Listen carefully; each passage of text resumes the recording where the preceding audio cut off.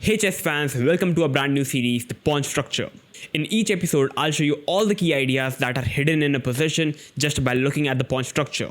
That's how Magnus Carlsen and other top grandmasters play so accurately in any type of position. For our very first lesson, we are tackling the isolated pawn. I'll walk you through the two essential plans you need when you're playing with an isolated pawn. Be sure to watch all the way to the end, so let's get started. So starting with the game number 1, the learning objective of this game is to understand how the d4 d5 break can be so powerful if your opponent is not effectively prepared against it. So let's begin. White starts with 1 c4, c6, e4, d5, take knight to f6, knight c3 takes, knight takes, knight f3, e6, and we kind of have a simple and sound position. And after rook e1, we have a simple position where white and black, both the sides have developed his pieces, and you will understand white is having an isolated pawn on the d4. And black played the move knight to f6.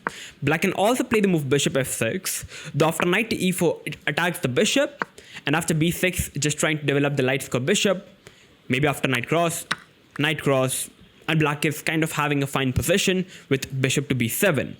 Going back, in the game we had knight to f6, and now we have the move a3. And the idea of a3 is to kind of stop black from playing the move knight b4 and centralizing his knight on d5, so that we won't be able to ever push the pawn to d5. And after a3, black played the move a6. And a6 is a move which I believe is kind of inaccurate. Rather than a6, black should have played the move b6, with the general idea of playing the move bishop b7 and continuing the position. After b6, like if white tries to play the move d5, black is having this move knight to a5 which attacks the bishop, and after bishop a2, takes, and after queen d5, because if you take with the bishop, there is simply bishop e7 and the position is like absolutely equal. So queen d5, and after bishop e6, black is very close to gain the equality, because after takes, and it looks like white is a pawn up, but after check, rook e1, black can trade the pieces, and like the f pawn does not really matter in this position because black is just having too much aggressive, better position, better activity compared to white pieces. After rook d8, bishop e3, just bishop f6, and you will realize black is having a very aggressive counterplay and that it's an absolute equal position. So that's why b6 is generally the main idea, with the idea of playing bishop b7, but black played the move a6, kind of wasting time with the idea of playing b5, which is kind of not a great idea, because if you go for playing the move b5, it only strengthens up white's d5 chances. So white played the move bishop a2, kind of a prophylaxis move for not allowing, like already taking precautions against b5, just pulling the bishop back on a2 in advance. And now we have the move b5. I believe at the place of b5, queen to c7 would have been much more accurate, because after queen c7, black's idea is kind of to play the move rook d8, and after queen c7, it also takes away the f4 square from the bishop. That makes sense. And after bishop e3, rook to d8, queen to c2, with the idea of rook d1, d5, white is still having the edge, but I still believe black should play practically this is more human. Instead, black played the move b5, which allows white to play already a very strong move in the position, which is just d5. You see, white is absolutely ready to go d5 in, and after d5, you have already played the move b5, which only helps white to kind of put some pressure on this particular diagonal as well. After d5, you have the move takes, knight cross, and now we have the move queen cross d5, with the idea of simply attacking the knight. And now we have the move bishop to b7. You can't really go for trading off the queen, that would be a blunder, because after bishop d5 we are attacking the knight, and after bishop b7 trying to defend the knight. I can still take the knight because the e7 bishop is hanging, and now white is a piece up with a completely winning position. So that's why queen cross d5 is already not working up. So black played the move bishop b7. And for beginners, it still looks like a fine position for white. Definitely this is a fine position. If white trades off the queen, that would be an equal position. But white is having a very strong move, which is queen h5. And after queen h5, we are kind of keeping the queens on the board. And now, like the main defender for black, which is the knight on f6, is kind of missing, which only helps white to create some deadly attacking chances to the black king with some ideas like knight g5, bishop g5 coming up. After queen h5, Now there are many possibilities for black to continue the game. In the game, we had the move queen to c7.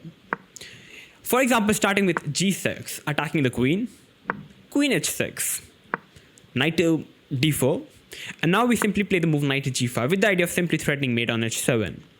He have to take, bishop takes, queen to d6, and after rook d1, you will realize white is already having a very strong advantage because it's a lovely position. White has got all his pieces, the dark squares are extremely weak, white is having the bishop pair advantage, and it's practically speaking, human wise, it's already very hard to play with the black pieces. For example, if rook e8 is already a blunder because after bishop cross f7, that's winning.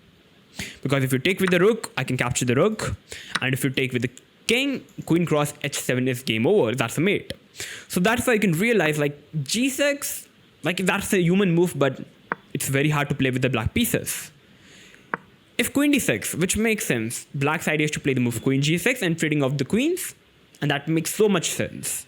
But after bishop g5, which is a very strong move available in the position, after bishop g5, basically now if black tries to play the move rook d8, just trying to get all the pieces, we can take on e7 with the knight, that's for sure. Knight g5, attacking, simply threatening mate in 1. Black have to play queen g6, and now we can simply chop off the queen on g6 in this position.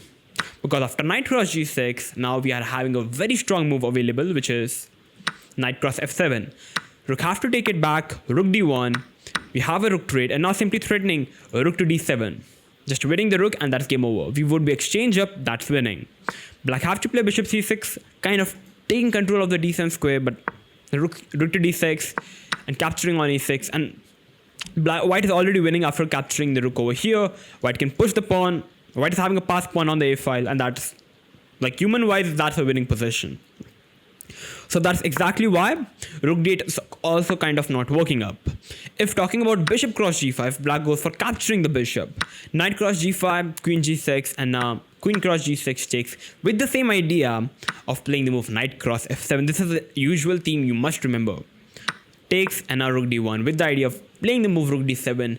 Black can play rook f8 trying to defend the rook, but rook d7 with the idea of capturing the bishop because the rook cannot capture it back because the rook is pinned. So black can move the bishop, but takes, and simply check, capture the rook, and white is already exchanged up. That's a completely winning position for white. So going back, that's exactly what happens. Black can't really go for playing the move queen g6. So going back a bit, if black goes for playing the move h6, kind of chopping knight g5 or bishop g5, it's already a blunder because bishop h6, gh6, queen g6 check because f7 pawn is pinned. We can capture the pawn on h6, simply bishop to b1. This is a very interesting theme you must remember. Bishop b1 simply threatening mate in 1. Black is forced to play f5. That's one more check, rook f7, and now queen g6 check, capturing the rook on the next move. That's completely winning position for white.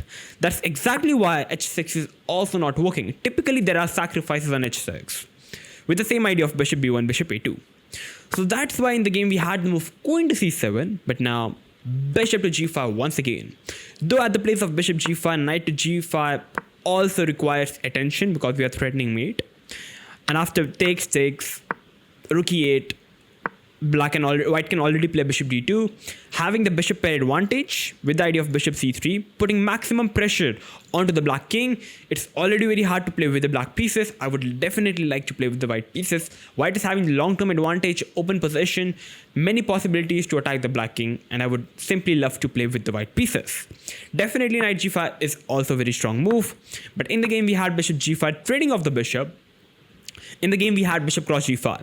If black plays something else, like bishop to d6, not trading off the bishop, now we simply have rook e4 with the idea of simply transferring the rook onto the h4 and simply threatening mate on h7. Black can play the move knight to e5, but simply rook h4, threatening mate. h6, we can capture the knight first, capture on h6, capture on h6, simply threatening mate on h7, and that's even rook g4 is coming up, and that's completely lost for black. That's why bishop d6 is also not working. If talking about rook e8, black is trying to get all the pieces, trying to defend the bishop. Bishop e7 takes, and now rook takes. And now, for example, if knight cross e7, knight g5 threatening mate on h7, and that's kind of lost because I'm not only threatening on h7, but I'm also threatening on f7. Black can't really defend it, and that's game over for black. So if black takes with the queen, simply rook e1 attacks the queen. Queen f6, knight g5. Once again, too much pressure. Queen g6, simply take on g6. Take on f7 once again with the idea of check, capturing the rook, and that's winning. You can also play the move rook d7 with the idea of rook d1 with the idea of rook d7. That's still winning. So that's exactly why this is also not working. So in the game we had bishop g5, knight g5, threatening mate in 1. h6, rook to e3, a very strong move with the white pieces by white. If you take on g5 with the idea of rook h3, and that's an unstoppable mate on h8. So black played the move knight to a5, but it's already a blunder, but still it's very hard to play with the black pieces. The best defense would have been to play the move knight to e5. What is the idea? The idea is to simply take control of the g6 square from the queen, because after knight e6 takes, rook takes, the e6 pawn is collapsing up, and it's still better for white, but black can at least fight in this position, though white is still better. In the game after knight f5, simply queen g6. That's exactly what I was talking about. As there is no knight on e5, the g6 square is kind of free for the queen, simply threatening mate in 1. You can't really capture the queen because the pawn on f7 is pinned. And after takes, rook h3, simply threatening mate. Black played the move rook c8, but simply rook e1 with the idea of queen h7, queen h8, and that's the mate. That's game over. And even if black tries to play the move rook e8, trying to kind of chop rook e1, and if you try to give a check, black king can try to run away. So simply rook h7. And after rook h7, there is no stopping black from the mate on g7, and that's game over. That's 1-0. So the final remarks that I would like to give you guys here is, black's position would have been much safer had he kept his knight on d5. Second, it is necessary to prevent or at least prepare against a possible d4 d5 break, which definitely black was not really prepared for. Third, black's biggest mistake was playing the weakening move a6 b5, as I told you guys, wasting time and making the d4 d5 even stronger. And fourth, after d4 d5 was played, the position was nearly lost and extremely difficult to conduct. That's exactly what happened. So this was the first game, so now let's jump on to the game number 2. So now discussing the game number 2, white started with 1d4, d5, knight f3, knight f6, c4 takes, we have the queen's gambit accepted, e3, e6, takes a6, castle up, c5, bishop to b3. Bishop b3 is a move which kind of is a prophylaxis move. White is already taking precaution against b5 before committing anything. So knight c6, knight c3, takes, bishop e7. And once again we have an isolated pawn.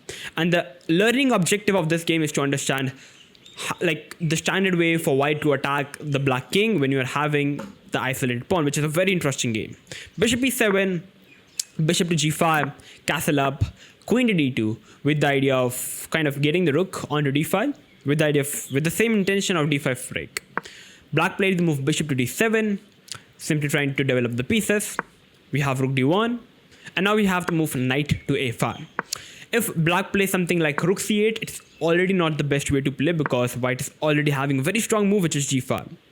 After, for example, if e d5, knight d5, knight d5, queen d5, bishop g5, knight g5, bishop g4, like this is a very long line, but f3 attacking the bishop, takes, bishop h5, knight h7, because we attack the bishop now, takes, check, takes, and basically in the end of the day, white is having a good position because black is having many weakness, the black king is weak, white is good. So that's exactly what happens if knight takes. If the main move is bishop e6, kind of putting pressure on the knight on d5, but still after knight f6, bishop f6, bishop e6, fe6, queen e3, you will realize black is having a weak pawn on e6. That's exactly what the white's plan is. So that's exactly what happens if black takes the pawn with the pawn. If black takes the pawn with the knight, which makes sense, after knight takes, bishop takes, knight takes because the queen was hanging, takes, knight cross f7, a very strong idea, basically attacking the queen, and after takes, the rook is hanging, so after bishop e8 trying to defend the rook, queen f5 as the rook is pinned up, and the queen is also hanging on d8, rook queen to c7 because the rook was also hanging on c8, so many things are happening up, queen c7, bishop cross f7, rook to d7, and you will realize black is also losing the bishop. So that's the exact idea behind knight cross d5 is also not working. So now discussing what happens if black plays h6, attacking the bishop on g5. Now white can already play bishop cross h6. This is a sacrifice which is typically available in these types of position. And after takes, rook e8, just trying to move the rook, simply d5, striking in the center. And now we have e cross g5, knight cross g5, knight cross g5, bishop cross g5, with the idea of queen g6 and simply threatening a mate. And if black tries to play the move something like bishop f5, trying to defend queen g6, still queen h5, with the idea of, like, the idea still remains the same, and that's it. Even bishop f7 is coming up, losing the queen, and that's completely winning for white. So that's exactly what happens if h6. h6 is also not working up. There are always sacrifices that are available in these types of isolated pawn positions. So going back, in the game we had the move knight a5, which is the best. What is the idea? You are attacking the bishop on b3, not kind of allowing your opponent to play the move d5. So now we have bishop c2, knight c4 attacking the queen, and now we have the move queen to e2. Playing the move queen to c1, which also looks kind of fine, but it's a passive move. And after rook c8, rook e1, rook e8, black is having an absolutely fine position. So that's why at the place of playing such passive move, in the game we had move queen e2, which is good move. While you are playing more aggressively, challenging black to take on b2. And actually bishop knight cross b2 would have been the best, though it did not really happen in the game. After bishop cross h7, king knight cross h7, take on e7, after a major trade, the position is kind of fine, though I would like to play with the white pieces. Why? Black is having a weak pawn on b7, white is having this unstoppable d5 coming up on the next move. White's pieces are just more active compared to the black piece, and that's the very reason I would love to play with the white pieces. So maybe that's one of the reasons black decided to play the move rook c8, and now we have the move bishop to b3, a very strong move available in the position, very strong move. Why? Because in the game we had the move b5. For example, now there are a couple of moves available. If knight b6, simply going back, what's happening? We have knight e5. And after knight e5, the position is good for white, because after knight e5, the pieces are more nicely placed, the pieces are kind of passively placed, d5 is coming up on the next move, even rook e1, and black is kind of having no real plans available in the position, and definitely would love to play with the white pieces, even f4 is coming in. If black plays knight a5, which looks the most human move available in the position, attacking the bishop. Now white can play the move d5. That's the whole idea about the move bishop to b3, knight f5. Because now after d5, for example, if e cross g5, bishop cross g5, this is the main move, which is very hard to find humanly. Like, the two moves that comes into my mind is to take on f6 or to take the d5 pawn with the knight. But taking on d5 with the bishop is a very strong move, because, for example, if just knight cross g5, just rook cross g5, take on g5, knight cross g5, you will realize there is so much pressure and white is having so much attacking possibilities. Like, this is so good for white. So that's why, going back in the game, knight cross b3, we can take a look at knight cross b3, and after knight cross b3, there is a very strong move d6. The bishop is trapped. And now, if knight a5 going back, we can take on e7, knight to d5. You can't take with the pawn because the queen is hanging. You can't take with the knight because the queen is hanging. And you move the queen. And for example, you move the queen, I can take on f6, bishop h6, knight e5, queen g4, queen g7 is a mate for black. Once again, a very strong idea. If black goes for taking on d6, now rook cross g6, the knight goes back, rook d1. You see white has gotten all his pieces. Queen c7, bishop takes f6, takes b4. You move the knight, I'll capture the bishop. Knight a4, first I'll just move the knight, threatening knight f6, rook d7 is also hanging, completely winning for white. So this is a long calculation that is required, definitely, but this is the most precise calculation. So that's why b5 was exactly happened in the game. And now knight to e5, jumping in with the knight. We have the move knight to b6. If black takes the knight, takes knight e8, take on e7, rook d4, and rook is coming to d1, queen is coming to h5 with the idea of rook h4. White is having a very much space in the center with thanks to the pawn on e5. I would love to play with the white pieces. So that's the reason we have to move knight to b6, going back with the knight, and now rook e1. And after rook e1, white has gotten all his pieces into the game, and you see, such a lovely position. We have h6. Like, if black can try to play move b4 attacking the knight, though it's not really working up, because after d5, once again a very strong move. It requires a huge amount of calculation, but still, I want to show you guys. Like, for example, if it takes the knight, just take the e6 pawn, takes knight cross g7, takes bishop cross e6, take on d7, and like, this is over, yeah? Just knight cross g7, bishop cross e7, game is over. So that's why b4 also not working. h6, now simply bishop cross h6 happened in the game, which is a very strong move. Bishop h4 can also be played, and it is still very hard to play with the black pieces. Like, for example, if just knight d5, just trying to trading off the pieces, just we can take on d5, take, bishop b7, rook b8, knight, and now first bishop c6. Very strong move. What is the idea? We are simply forcing black to play bishop c8, because if bishop c6, knight c6, and we win in exchange. So bishop c8 and now d5. And after d5, white is just having a cruising position. He can take, white can push. White is having a so strong position. So that's why bishop h4 is also a very strong move. In the game, we had bishop h6, rather a more complicated position after takes, and now we have rook d3 with the idea of rook to g3. So king h8 was played, queen to d2, threatening to take on h6, knight g8, and now d5, striking in the center. As I said, bishop h6 is a move which is many times available in the position, because thanks to the break with d5. And now we have to move knight c4. If black take on d5, take, knight c4, queen c3, take, bishop f6, takes, rook d1, rook e8, take. And in the end of the day, after g3, it's an equalish position because the bishop is extremely strong, despite being an exchange down. And yeah, it's kind of an even position, but black played the move knight c4. And now after bishop takes, and rook d4, in the game we had bishop c5. It's already very hard to play with the black pieces. Black was having very low time on the clock. Queen e8 is the best move. And after knight e4, the position is still very complicated. Knight bishop c5 is like the most human move available in the position. So we have take, very strong calculation, takes. You will realize there is a discover attack that is happening in this position. So black simply missed this idea. So queen f6, take on d7, rook e3, rook f3, take on f7, and that's game over. Black resign. Why? Because after takes, for example, takes, white is at least 3 pawns up available in the position. Like, if takes, just give a check, king move, and like we can even take the knight, because there is no mate hanging on d1. That's game over. That's exactly such a complicated position this was. Complicated game this was. This was a complete in-depth analysis of this game. So I hope you guys would have enjoyed it. So basically, what was the remarks? Like, what can we learn from this game?